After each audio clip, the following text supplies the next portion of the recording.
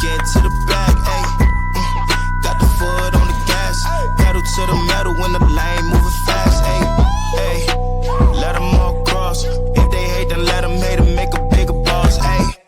Hey guys, before we jump into the episode, I wanted to let you know it is brought to you by Revenova, the official TMS provider for the Freight Coach. You guys, I've been a broker for a long time, and the tools that are at your disposal with Revenova help you eliminate bouncing between systems, which improves your accuracy when you are managing multiple tasks throughout your workday. Plus, it's built into the Salesforce cloud, so your CRM is fully integrated with your TMS, eliminating yet another silo. In today's day and age, you are definitely concerned about the safety of your data. With Revenova, it's fully protected. They have cutting-edge security that keeps your information safe so you can focus on what matters most, and that's growing your business. Speaking of growing your business, with Rate and Lane IQ, you get real-time pricing and route recommendations, helping you optimize costs and improve operational efficiencies, which ultimately helps you make smarter decisions. If you are like me and have recurring shipments from non-EDI customers, they have intuitive cloning features that let you easily replicate previous shipments, saving both shipper and carrier rates with just a few taps. If you are ready to learn more, visit www.revenova.com to request a demo. Just do me a favor and let them know that the Freight Coach sent you. This episode is brought to you by SPI Logistics, the premier freight agent logistics firm in North America. For over 40 years, SPI has been diligently building the most successful freight agent network to provide first-class relationships for our shippers, receivers, and carrier partners. We are more than another transportation network. We are a dedicated team of professionals united by one singular purpose, and that is to expedite our agents' success. All of our agents are set up for success on day one, as they are provided with a full suite of support staff that is ready to assist them with everything from after-hours emergencies to financial and administrative needs on a no-fee basis. This way, you can focus on continuing to grow your business. There is no financial risk to start, and you have the ability to earn up to 75% in commissions. If you are looking to take control of your financial future and build your business with the backing of one of the most successful logistics firms in North America, visit www.spi3pl.com to learn more. Do me a favor and let them know that the Freight Coach sent you. What is up, ladies and gentlemen? We are back. We are live. It is the Freight Coach podcast, the top podcast in transportation, coming to you guys every single weekday. 8:30 a.m. Pacific, 10:30 Central, to break down some industry headlines. But most importantly, you guys, provide some actual insight into what you can do with all of this information. If this is your first time tuning in, welcome. This is the real side of freight, ladies and gentlemen. And I do say that before every single show. And what I mean by that is I only speak with transportation professionals, because at the end of the day, you guys, I want to talk to the right individuals who have done what you're looking to do or who are currently doing what you're trying to achieve, so you can take this information, apply it, utilize it, and see a meaningful difference in your business and your life. I'm going to jump right in, you guys. This is one of my favorite topics to talk about. And this guy who's joining me today is one of my favorite individuals out there, because as we both like to say, we're saying the exact same message. We just start at different areas and we always arrive at the exact same conclusion. So with that being said, I have my good friend, Mr. Jim Kenny, back on the show today. Jim, thank you so much for taking the time to join me to talk about a topic we are both very passionate about. Chris, thanks for having me, and I love the intro. We have some of the best discussions, and we almost always get back to the exact same place. So I am really pumped up about sales integration discussions. So where would you like to start, buddy? No, I think we'll start with kind of something that internally we're going through right now inside of my brokerage, and it's like, we have our ideal customer profile. We know where the direction that we're going, but I still felt that we are casting too wide of a net in trying to get after who we're trying to prospect, because, ultimately, the more and more I think about it, my business has a great core group of customers, but we want to grow and scale, and we need another level of shipper to get there. And I've worked with them in my career, so it's the ones that go between that 250 to 750 annual full truckloads, that those are the ones that I need to start targeting for that consistency aspect of things. Well, I'm going to remember how we start from different spaces. And you always tease me and say, Jim, I will ram my head against the brick wall 25 times if I have to. And I said, that's because, your strategy, there's gold on the other side. versus the guys who hit their head against the brick wall 1,000 times and they didn't think about what's on the other side or how to get there. So all teasing aside, there's been a lot of major research in the last 6 to 8 months on blogs. And if you look at McKinsey, for example, Bain, BCG, a lot of the big consulting groups, Salesforce integration is a big deal in a nice fancy way. You and I call it that. And the modern thing is, well, what's your tech stack? And it really, if you're talking about sales tech stack, and I haven't forgot your question at all, it really comes down to 3 things. Okay, you have predictive analytics, okay, which is basically that's the robot algorithms that help you forecast your sales with greater accuracy. Okay, and that's great. If you're a big firm, you can't not be doing this. Okay, but remember, thousands of firms aren't there yet, and that's fine. Number 2, it's just generative AI for productivity. And those are tools that really help make you more efficient. And we can't ignore those. And then finally, it's what I call conversational intelligence, or the industry calls CI. And that's basically tools that record and analyze and make your calls better. So if we break each of those down, back to what you're saying is, your problem still can't be solved by AI. You're looking at what is my best target market. Then you break that target market down to your niche, and then everybody's really cool. I was teasing Mike Riccio not too long ago about everybody's ideal customer profile. I said, yeah, it's old guys in marketing. We call those niches. So really what you're doing is something that an AI system doesn't do. What AI systems really do on the sales integration side are, and where they're most valuable, I cannot tell you how amazing this stuff is their predictive analytics, their productivity or their efficiency tools, and their CI or their conversation intelligence. But before that, Chris, what you're saying is, as a business owner, as that brokerage owner, because you see it in your data. So you can throw that data into there and you can get all the analytics you want and it will tell you, but you're working the business. So what I try to tell people is, okay, before you use any of this stuff, and I pulled this from your notes, Chris, from our April's, when you're up there, you said, guys, I'm telling you, I love this, but you're the one who knows where your business wants to go. You're still setting the strategy as the owner. You're still saying, this is the markets I want to go after.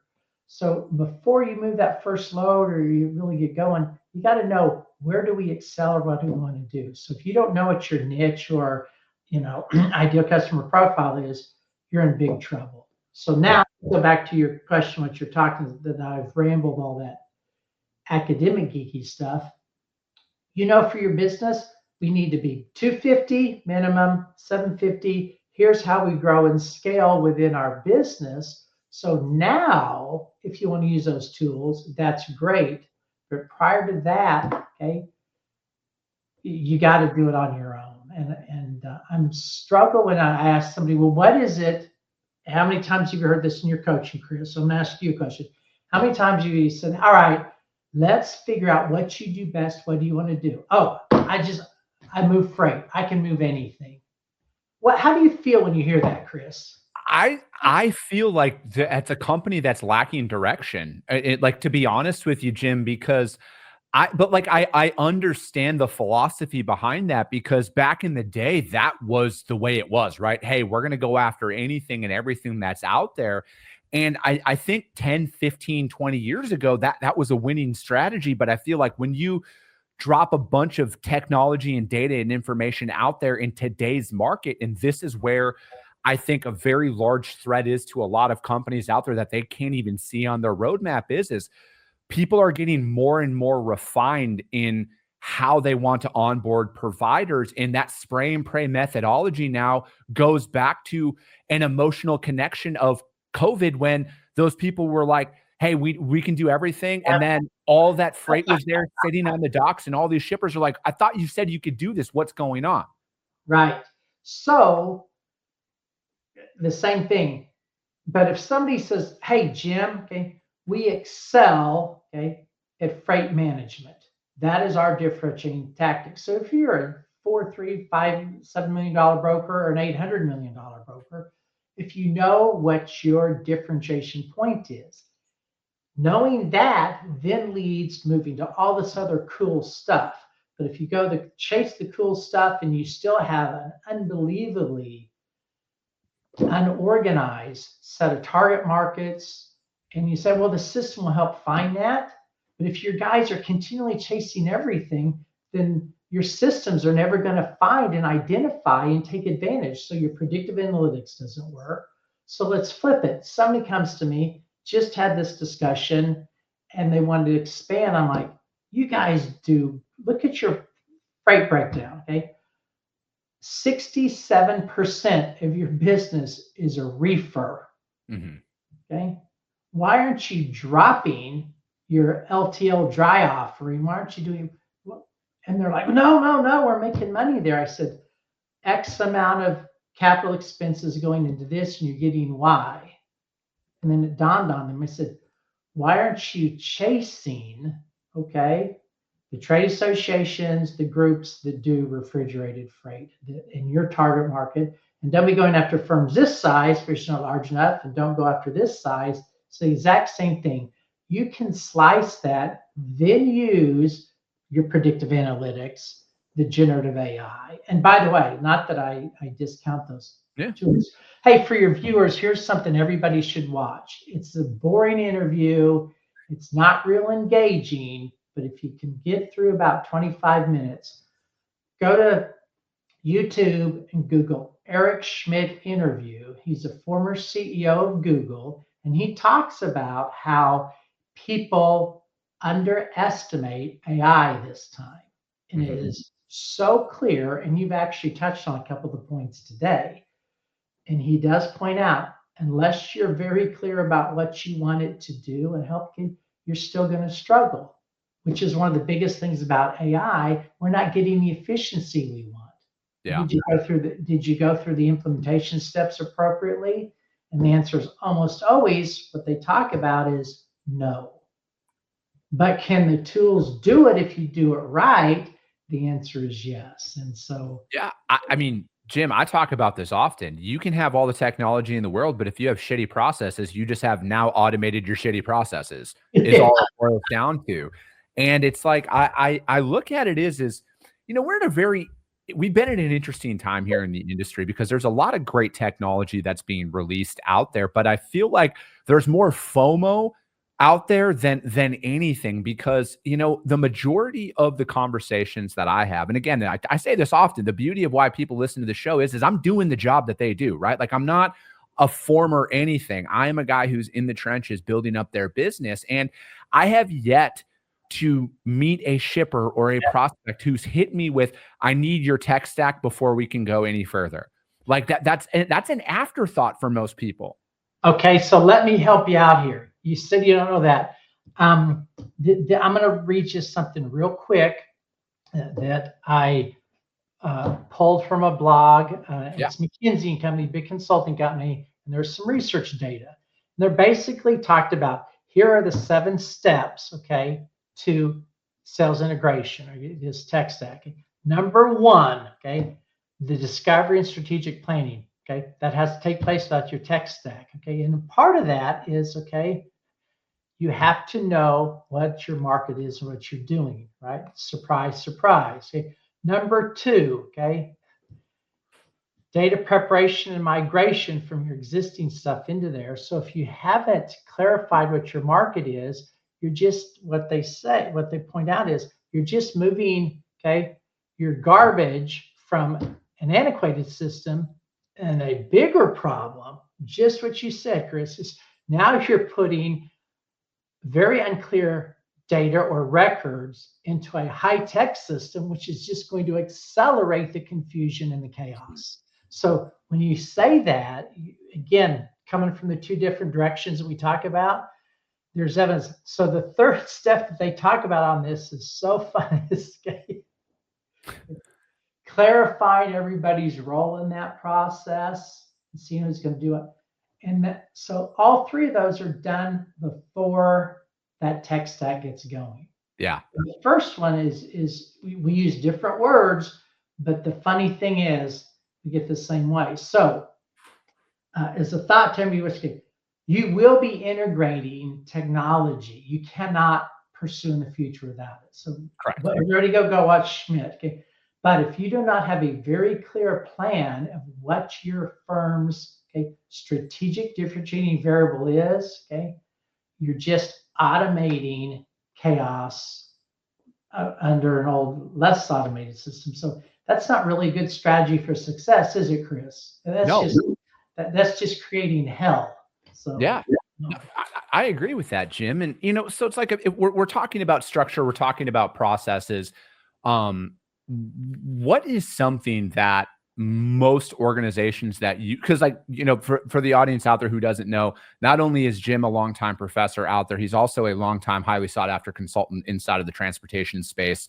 And he works with companies nonstop about what we're talking about here, you guys. And that's developing a sales system, because at the end of the day, I feel like most organizations, and I'm guilty of this, right? Like, I want to be abundantly clear, you guys, when I speak and I say people or most organizations, I will always put mine at the front of the list here, because I've made this mistake where you are just more chasing revenue than in any revenue at all costs. And naturally, that comes from when you start with nothing and you have no customers, you're so desperate to get customers. And then once you get customers, you keep that strategy going, and then you start spinning your wheels. So from my seat, Jim, what is something that most organizations miss in like actually developing a scalable process? Okay, so the first one, we've already talked about it twice, and I just completed this project for somebody, guys. So here's an example, We looked at it, and I said, we're going to narrow this down, Where is our greatest revenue? So we just looked at the data like anybody else did our own analytics, So 67% comes from reefer, Truckload, LTL, and some warehousing work, So you put that together and you say, all right, how big is that market? So I'll make up these numbers here for professional. Let's say that this firm's doing $100 million, so I can round the numbers, all right? Of that 165 they're doing, So we're going to keep the 65 because we like that revenue, But every application of technology is going to only include that 100 million, So we automated digitally at this point our communications at 60, 30, 15, and 5 days before trade shows, but only to that reefer freight business, Second, we took the data and we made sure that they were doing at least 50 million in revenue, and less than 750 million. We knew where the sweet spot was because of 67%. So again, the front end work of just what you said, who are my best pieces? So there's guys, well, there's more than that. I'm like, all right, so let's think about this, At what point do you dominate an industry? Well, what do you mean? I said, you're doing $100 million or frozen, The industry, is 37 billion. So 100 million divided by 37 billion means you're doing 0.00025. So you're doing 25 thousandths of 1%. Is this a discussion you really want to have with me? And there's your point, Chris, which we started the show about, your 250 to 750. Once you know that, then we're disciplined to say, all right, we're automating, but only to this target market. So the second thing becomes, not only do you do it, then you automate and be disciplined about it. We didn't automate the sales process. We automated the marketing process because that allowed us to reach a greater number of leads within that very defined set. And then the salespeople can now be disciplined. So you're cleaning up the leads, Before that, they're just records. So if you really want to change something, okay, be disciplined about who you want as a customer. Second, be very disciplined and automate, okay, the communication processes to those folks. Okay, so does this firm, do they need automatic dialers yet? Do they need, okay, bots to answer the phones and operations? They can certainly do that stuff.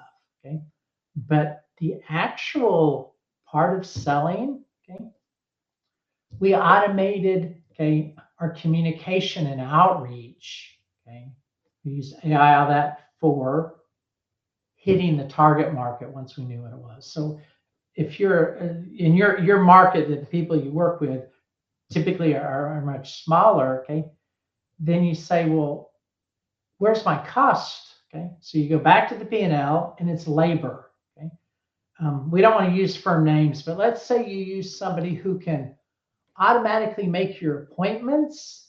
That's probably a more valuable buy than a marketing or sales tech stack that might cost you $8,000 a month. Mm-hmm. Because you know your target market, you've automated that communication, Chris.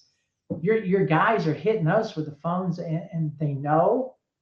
Then let's save in the operations side, because your transaction cost, okay, you shipper pays you $3,000 for load. Okay, you pay the carrier $2,700. Thinks $300. Well, if your transaction cost is $185 per that trade versus 105 or 95, okay, you get the competitive advantage. So the last thing to really think about is maybe before, and I'm a marketing guy, and it's maybe your automation might be in operations because you get a greater ROI. Do you see what I'm saying? So, 100%. Just because you and I are sales guys doesn't mean everything has to go to us. Sometimes it's just the efficiency of the whole business. So step back, okay, take your myopic view glasses and look at the whole elephant, not just the tail or the trunk or the gate. So those are the basic kind of things that you and I have talked about. In fact, when we presented in at our last CI meeting, but you to your audiences, you got to look at all aspects of the business when you talk about the tools of AI. And maybe, and I use that as an example, maybe that automated appointment scheduling software will get you a much greater return and a greater reduction of your transaction costs than automating something on the sales side. Yeah, I'm right there with you. I personally think, at least for a little bit of our strategy is we're going to automate as much operations as we possibly can. And that is where I don't ever want to automate the facing aspect of things. And, for me, it's like customer facing, carrier facing. I don't necessarily want to automate that yet. That could change, and again, all of my opinions, you guys, are fluid because they can change in time. I'm not set in stone. This is the way that we're going to always do this. But I feel like right now in the short term, operationally, you're talking about appointment setting, automating that. Like, I will drop their name. I've had them on the show before. Q'd, Tom and them. They've been on the show before. I love Tom and Prasad. Yeah. And Jim, from my perspective, if you have that high volume shipper that requires multiple TMSs for the receivers to go in and schedule delivery appointments, that is a natural spot where that is a bottleneck, because again, looking internally, operationally, load building, other things like, we use Revenova for our TMS. They have a phenomenal load cloning option that comes along with it that helps us expedite that. But from our perspective, that still takes time, right? And it's like, I'm looking as when we're bootstrapping and trying to do dollar for dollar, where do we automate? Where do we want to implement AI? It's all operationally focused, because that will take more time. And that time can be spent on revenue generating activities. By the way, so the AI operations, I am not against bots at all. In fact, I love them. Okay. There's no reason in your operations team that if you're building and growing, you can't test, okay, inbound calls, okay, and they check on it. Your bot handles that. Okay. Will your bots be doing your outbound sales calls to your shippers? Probably not at this point, especially as a smaller firm.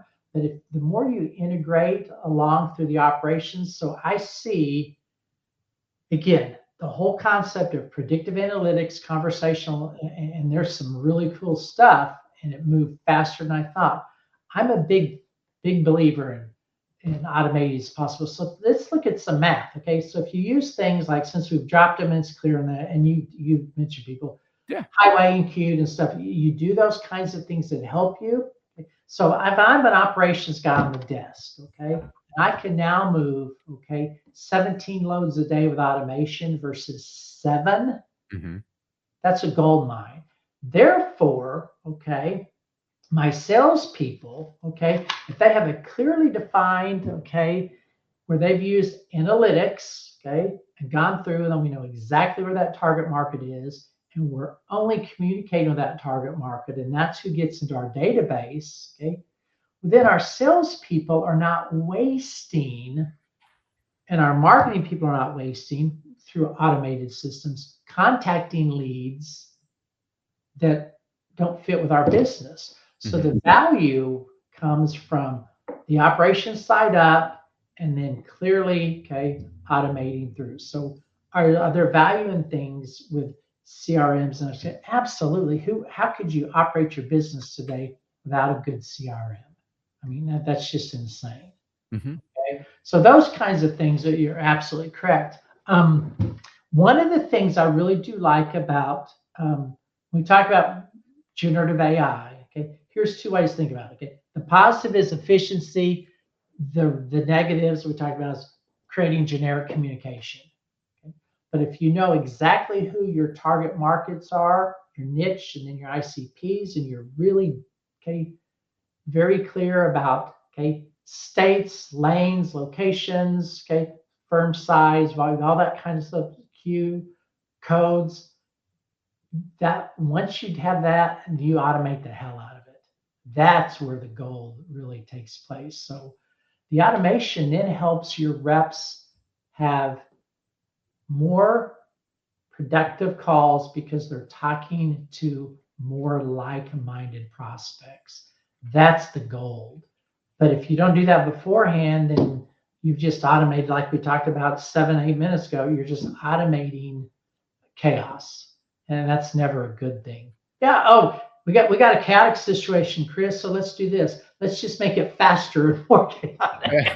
That's always a good solution to growing a business, But man, once you're clear on that, then automation takes out. So I do like conversational intelligence, or CI tools, to be tested on the operations side for inbound calls. That's a great place to start. Those tools keep getting better and better. I haven't seen anything that's just really got me doing handsprings on the outbound sales side. I have seen some good AI stuff on the outbound communication side in terms of automating systems. There's no doubt about that. And the predictive analytics of your system, if you have the right database in your system. So, but again, those are human decisions before the automation decision, Chris. Because it's like, I hear you talking about a lot of this stuff out there, and like, I look at like the overall freight broker market as a whole here, and we're talking, just there's like 27,000 active freight brokers that are out there.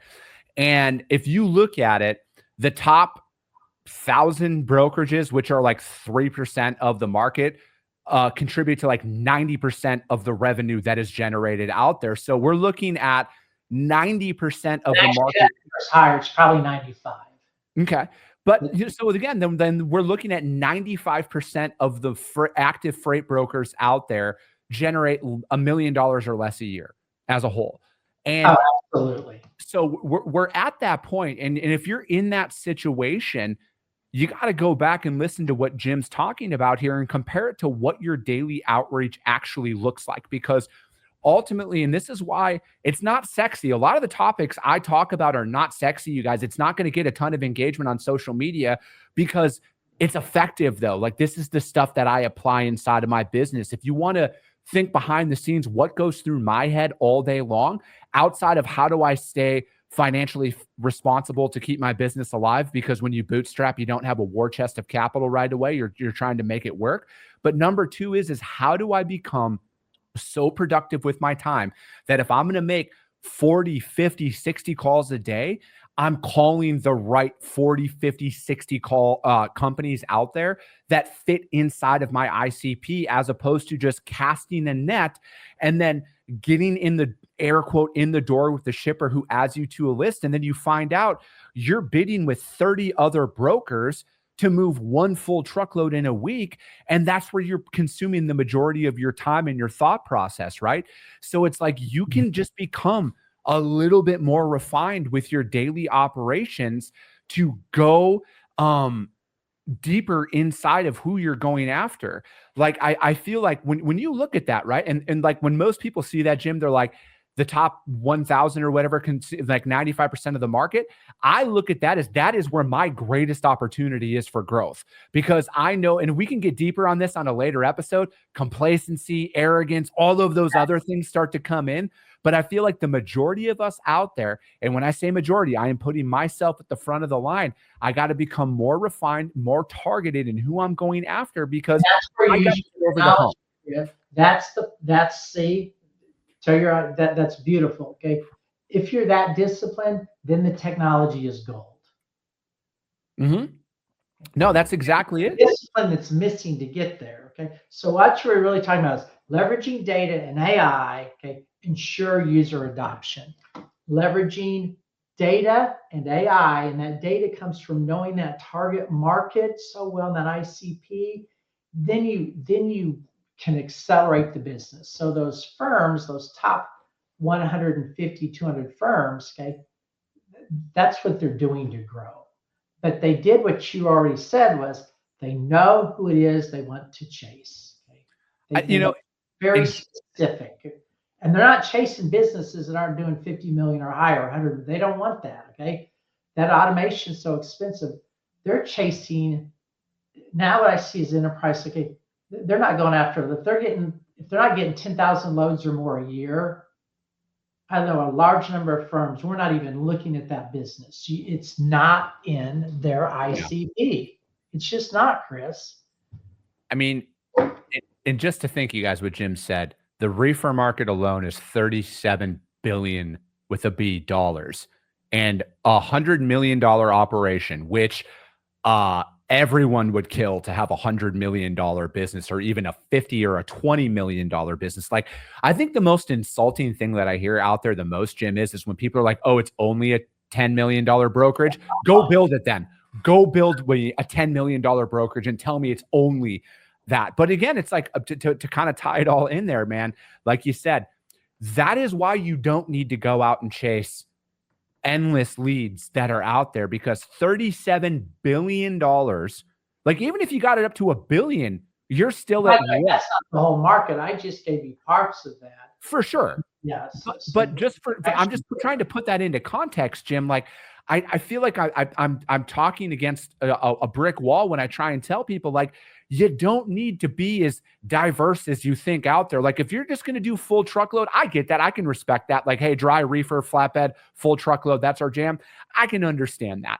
But if you're ultimately trying to build something and to really get in the wheelhouse of things, you don't need to offer much, is what I'm trying to get at. You need one core service offering. And you need to do it really, really well. For a very long time before you even start to get noticed by your customers, because picking up on time and delivering on time is your literal job. That's like giving McDonald's a high five because they made a hamburger, like that's their core offering.